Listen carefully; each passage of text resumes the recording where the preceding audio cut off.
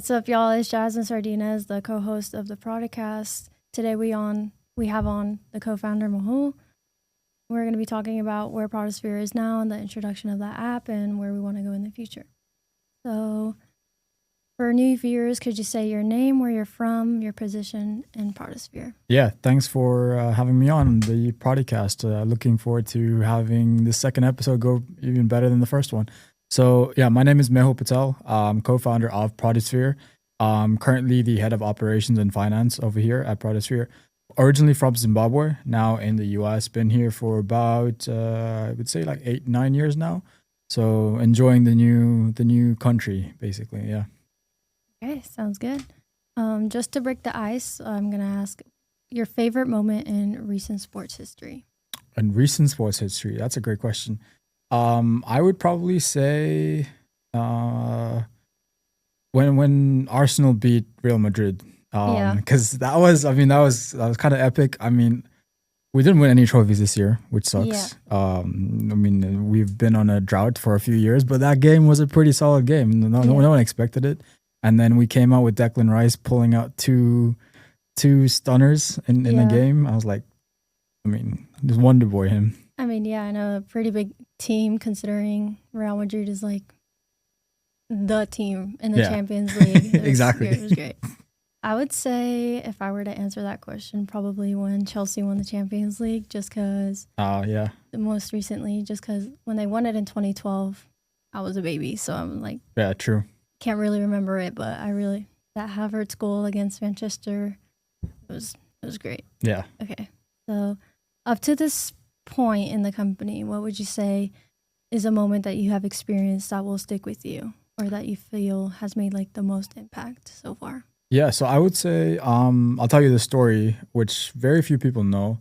When we started the company, we went into an incubator down in Tampa. So we're originally founded in Orlando. Mm-hmm. However, we got accepted into an incubator, W Labs incubator in Tampa. So we had to drive to Tampa almost 2 to 3 times a week for these sessions. So, if you're living in Orlando, what the traffic is like when you're going down I-4 through Disney and then going to Tampa, and then on the way back, it sucks. It's the worst thing. And we did that 3 times a week, sometimes even more. But that just showed me a lot of dedication in myself and Ibose, the co-founder, because it was only us 2 at that point. Now we have a whole team of like 20. But when we first started, the grit that we both kind of put into the company in the beginning days kind of showed me that we can take this to the next level. And then at the end of that accelerator, basically we pitched. It was like almost like a pitch day that they offered us. So all the companies that were a part of it, we did a pitch in front of people in the crowd. We didn't know if they were investors, if they were just other entrepreneurs, or if they were just interested in business. We didn't know who they were. So we were like, we were scared. We were like, this is our first time doing this. Let's go ahead and do it. Funny enough, when we finished our pitch, after rehearsing many times, one of the guys in the audience stood up and said, hey, like, whatever you guys are building and whatever you guys just mentioned, I need this right now. That for us was validation. That was like, whoa, we're building something that people are coming to us and saying, I would use it right now. If you have it ready, put me on and let me get it done. And that was the USF captain for their men's soccer. He was in the audience. We didn't even know he was there. We were just talking and telling the world what we're building, and that struck a nerve with him. So we know that there's other people out there in the world, many others that we're striking a nerve with, and we're making an impact with. So that would be like one of the biggest takeaways so far. It's like we are making an impact in other people's lives with what we're building. Yeah. I mean, that's the whole point of starting something new. You really want to connect with somebody. So yeah, exactly. Yep. So the last time you were on Prodicast, I would say maybe like 7 months ago. Yeah, that's a long time. Yeah. In the episode, you guys said you were starting to onboard new schools and athletes. And it was at that point in time, you were onboarding only 2 and they weren't even official yet because you guys couldn't really talk about them. So I was going to ask, since then, how many have joined the platform and what would you describe that process like? Yeah, so since then, I think the last time we spoke, the app wasn't even ready yet. We were just in talks with people. Now the app is ready. It's launched. We have about 4 to 5 universities on there. Both some have women's teams and some have just men's teams on there, and some have both men's and women's. So we actually have a partnership with Rollins. We have a partnership with USF, UCF. We're working with 2 other universities in the Florida region, as well as other high schools in the Florida region, because we're getting traction with a lot of high schools that want to be on the platform. So most recently, we got the Rollins women's team on the platform as of 2 weeks ago. UCF and USF women's as well are going to be joining very soon, but the men's team's already on there. So we're growing, and we're growing very rapidly. Yeah, those are some pretty big schools here in Florida. So. Yeah. Hopefully we get more, and we keep scaling at the pace that we are. We want to make sure that also what we're doing is that anyone that joins a platform, from an athlete standpoint, they're building with us. As we are a startup, we're learning certain things that don't need to be on the platform, certain things that need to be on the platform, getting their feedback, almost having them as like a pilot study to help us help them, essentially. Like, because they're joining us to get a valuation, they're joining us to get brand deals, and we're here to just fix all the bugs in the platform to make sure that that process is so seamless that they would go nowhere else to do it. Right now, there isn't many places to go, but they're definitely going to be there, and we need to just be at the forefront of that. Yeah, and these athletes have like an insight that maybe you and me don't understand because we're not playing the sport and we're not actively the main part of the NIL space. Yeah, that is very big too, because we're building on the back end, everything for these athletes, but like they're seeing stuff firsthand that we may not be able to see or feel, and that definitely could trickle down into the app of like how it works and what regulations need to be put in place, like what NCAA things that they are like scared about to like not be in compliance with. So it's a good learning curve for both sides, but I mean, if we build together, we can kind of go further together. Yeah.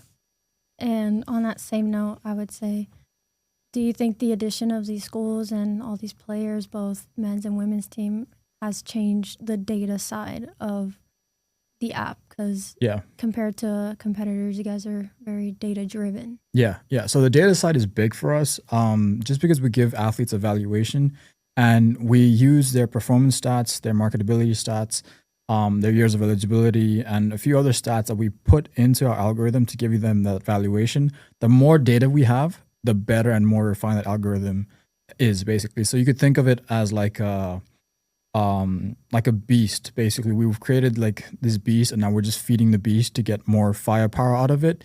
And then eventually, it's going to have enough firepower that it's going to just start be running by itself. And we're going to start incorporating AI into the algorithm as well. So the more we feed into it, the more data we have into it, the more it can crunch and figure out like what this actual valuation is and how does that pertain to or affect brands, and how can brands utilize that valuation? How can athletes leverage that valuation essentially as well? So it's working pretty well for us right now, the more data we get. Okay. You mentioned that since the last time you guys were on, we were talking about it now, the app has since launched. So when designing that app, what did you feel needed to be accomplished with it? Yeah, so I'll tell you this story where a lot of people ask us this, as of why we started with soccer, and then also why, like even right now, why not just implement football or implement hockey or any other sport into it. And we always have to come back to the feeling of that we chose soccer for multiple reasons. The first one being there's a lot more of a gap between athletes playing soccer and athletes in the football space making money. So we want to bridge that gap for them, and we want to make that impact. And then when it comes to the app side of things and figuring out which of the features to put into the app, we always have to think of what does this soccer athlete need, and how can we make it so stupid simple that they can just hop on, create a profile, get a deal, or get a valuation, and then get a deal within a few clicks. That's our whole goal. We don't want it to be very cumbersome where they're getting on, they're facing issues, and then they're closing a deal maybe 3-4 months down the line. We just want it in, out, make your money, leave type of thing. Get in, get out, get paid. So it's kind of like what we're trying to go for. Like the one-stop shop for NIL, basically. Yeah, exactly. Yeah. Okay. With the introduction of the app, I'd imagine there's some changes within the company, maybe not substantial or like earth shattering, but what would you say that the app has allowed you guys to do, whereas previously it was still in development? I would say more of our team side. We've grown our team from, we started with 2, went to 4, and now we're almost like, I would say roughly like 20. That as the app grows, our team has to grow, and like that's a whole thing. That's a whole challenge that we have to navigate ourselves. Like we have to figure out like how to manage the team, how to make sure the team is managing the players, managing the brands, and kind of go from there. Our most recent, I would say, big change came into our business model, whereby we changed from a almost a no subscription model for athletes to a tiered subscription model for athletes, and also now a tiered subscription model for brands. However, that's just going to be fully discounted to all athletes that are going to join the platform. So our pilot athletes right now, they're on helping us as pilot users, but everyone else going forward, they'll just be heavily discounted. So for example, our subscription is $30 a month for athletes to get access to every single feature that we have on the platform, but we'll discount it to $5 a month just to get them on the platform, get their player card, get their deal closed, subsidize them a little bit until they can get up on their feet and kind of go. $5 is not even a cup of coffee these days. So if you can get access to $300-$400 worth of deals for $5, you might as well kind of do that. Yeah. So that's kind of the way the app has pivoted and how we've changed as a company, is where we now became, we're still product intensive and product focused, but now we're almost very much sales focused, trying to go to market at this point. Because when we started, it was, let's get the product ready. Yeah. Let's get it up and going. Now the product's ready.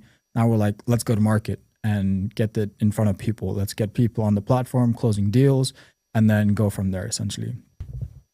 So you were mentioning that the app has since moved to a tiered subscription for both brands and athletes. So I just wanted to pivot to, what is the process of signing up for the app and its features, and as a brand and then also as an athlete? Yeah, so for an athlete, I'll start with the athlete side. So it's very simple for an athlete.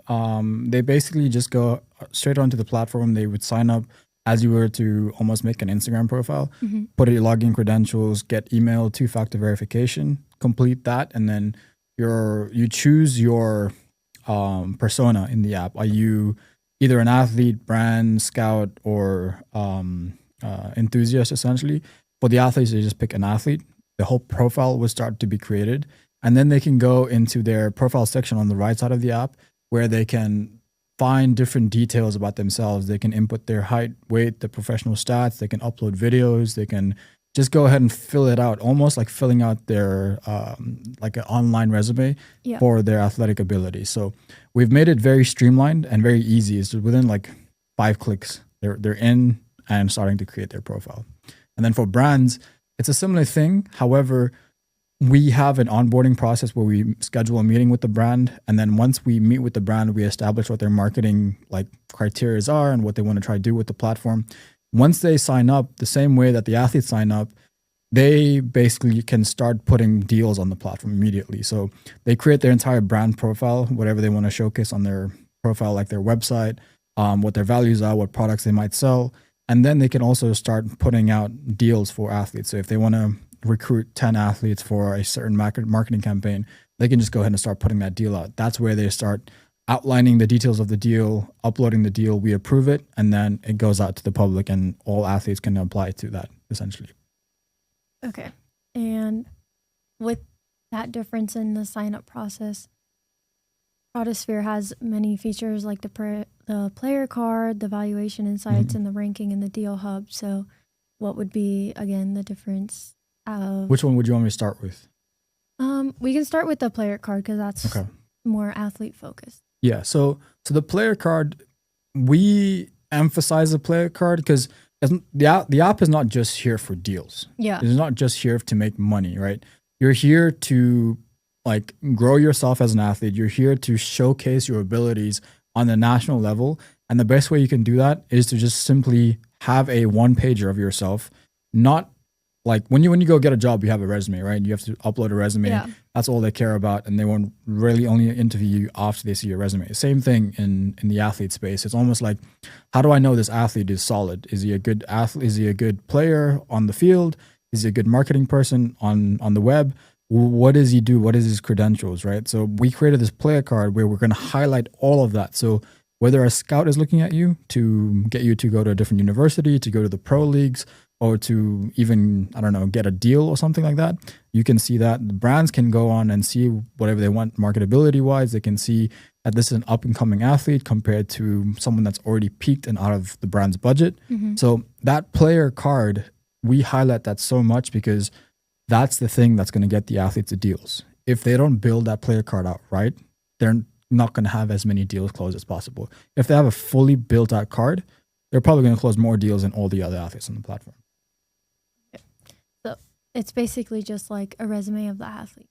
Yeah, it is a resume, but it also links. It's more of an interactive resume because you can see videos, you can see their evaluation, you can see, and these are all data points that we populate for them, so they don't have to do anything. They just gotta provide us with the details, and then we populate all the other things with them. So we even have a feature where they can integrate with their social medias on the player card.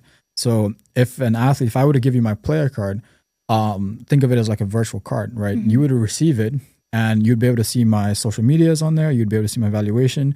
If you actually want to see my Instagram, you would just click on the card and it'll redirect you to my Instagram. So you'd be able to see that. So athletes can just send this out and shoot it over to any recruiter. They can send it out to coaches or whoever they want, their friends.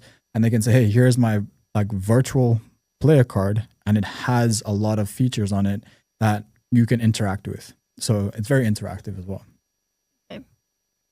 Does that change on the brand side at all, or is it just a way for a brand to get to know an athlete before fully signing them on?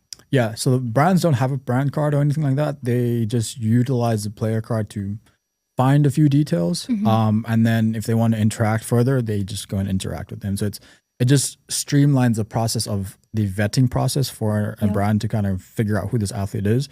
They can quickly get a deck of like 10 cars in front of them and say like, I want to work with this, and this person versus all these other guys. So we streamline the process for them, save them so much time that they would have spent like thousands of hours just trying to figure out which athlete to work with. For sure. And then I would say the next feature that stands out would be the valuation insights and how that benefits both, not only the athlete, but the brand as well. Yeah. So it's two sides, right? So the brand side, I'll touch on that one first because the valuation insights are not on the, they're more on the metric side of like their campaigns that they're running. So if they partner up with an athlete and the athlete is doing a TikTok video for them and they're spending maybe like $500 for that, we can showcase to the brand that, hey, you're choosing this athlete. This is the demographic you're targeting. This is also the reach that they have.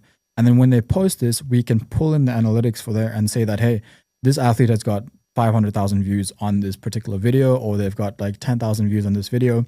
Even though they have low views, the call to action actually got you guys 20 sales. So even though you spent $500, you probably made back $1,000 in return. So we show them the ROI and the analytics on that side of things. So brands can directly see that whatever money they're putting in, it is going to basically come back to them 2x, 3x the amount that they had initially invested. And it's very targeted versus going to like other avenues of advertising. It's not very targeted. It's not really related to the brand. And they can't take advantage of upcoming hypes like the World Cup, essentially. Yeah. And then... and then the athlete side. Yeah. So the athlete side actually, that's more on their performance and marketability. So we weight those very heavily. So you can be, for example, there's two types of athletes that we've seen. The first one being very performance heavy and the second one being very marketability heavy. So they both can have the same valuation. They can both be weighted at $200,000.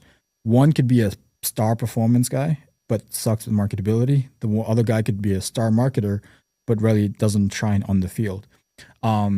That valuation just goes to show that brands want to work with both types of athletes, right? Versus just someone that's good on the field and someone that's just good on social medias. So when we give them that valuation, we take into consideration 4 pillars, of which break down into at least 25 to 40 data sets. And that is what builds the beast, essentially. All those data points build that valuation up. Okay. And then the last feature I have highlighted here would be ranking. Is that more effective for the athlete, or does that affect the brands at all? Or yeah, so both ways, right? So if you were, so the way ranking works, the ranking is basically anyone on our app, we give them a ranking, and it's called the Prodisphere ranking. And essentially we rank these athletes from like whoever's the worst to the best on the app. It kind of sucks for the person that's in the last place, and it kind of is great for the good person in the first place. But as athletes, we're motivated. I used to be one myself, so we're very motivated by competition. If I can see that this guy on my team is a bit higher than me, I'm going to work my ass off to kind of get up there. Yeah. So that competition that we've created with this ranking within the athlete side has kind of helped these athletes kind of level up to the next stage, essentially, and get their valuation to the next level. So by them getting their valuation up, either they're improving their social media, or they're improving the performance, or they're improving both. So we're impacting the athlete in a positive way with this ranking. And then from a brand standpoint, this ranking is actually helping them to figure out up-and-coming stars. Yeah. Do I want to invest, for example, $1 million in Messi right now, who may retire and then all my ROI is gone out the window? Or do I want to invest in Yamal, who is about to get up to the next level? So how do I see who that person is early on, and I can see him ranking up? So we show like almost an upgrade thing on the app, where it says that this athlete, even though he's like number 50, last week he was number 10, right? So last week he was number like 200. So now he went from 200 to 50 in a week. He's climbing that ladder so quickly. He must be very proactive. He must be doing a lot of good things. The brand can see that. The brand can be like, he's very ambitious. I want to market with him, versus someone that's probably stayed from like 200 and went to like 190, right? They upgraded, but not as much as this one dude who is very ambitious. So brands can see that. Okay. It helps them determine who fits their campaign best and stuff like that. Exactly. But for the ranking, it takes into consideration both their performance on the field and their marketability, or is it like just in general them on Prodisphere? No, it's not their use case on Prodisphere. It's more of their valuation. So as their valuation increases, so the way an athlete's valuation increases or decreases is based on 2 things. The first thing, how much data they give us, as well as the second thing is how their other peers are doing around them. So if your peers are inputting a lot of data, right? So say you can start off with the valuation of like maybe $125,000. If you don't give us more data for the next few months, but everyone around you has supplied us more data, you could potentially stand a chance that your valuation is going to drop, because other people are improving and getting to the next level. And this data is not just like bad data. It's like you've actually improved in your performance on the field. That's why you're inputting this data, to show us that you want to increase your valuation. So if we benchmark that with everyone else, you kind of are like, they're getting ahead of you. So that's why we emphasize that people need to start uploading the data almost once a week with us. That way we have more of a pool to choose from. And eventually, once we have enough data, that gap is not going to be as big. When you start off right now, it's going to be massive. It's going to be everywhere because the data is small. Once we have 1,000, 2,000, 300,000 athletes on the platform, then it's like, it's going to be minor changes, but each change means much more. Each change will be more significant because there's more comparison in that sense. Exactly, yeah. Mm-hmm. I wanted to touch on the fact that the World Cup is coming to the States. Okay. And the fact that so many eyes and so many brands are going to be, I would say, more active within wherever they touch, whether it's Miami, Atlanta, or up in Toronto.